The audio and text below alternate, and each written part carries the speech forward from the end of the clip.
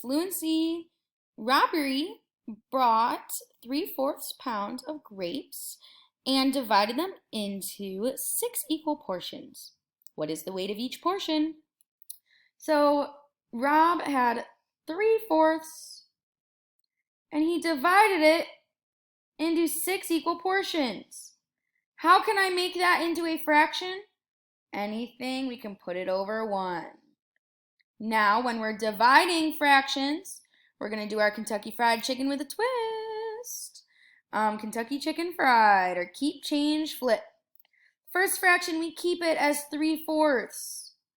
We're going to change the symbol to multiplication. And then we will flip the last fraction, and this will be 1/6. All we have to do now is multiply straight across. 3 times 1 is going to be 3. 4 times 6 is 24. Can we simplify this?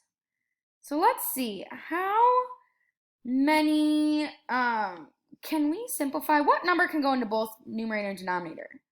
I know 3 can go into both, so let's divide by 3. 3 divided by 3 is 1.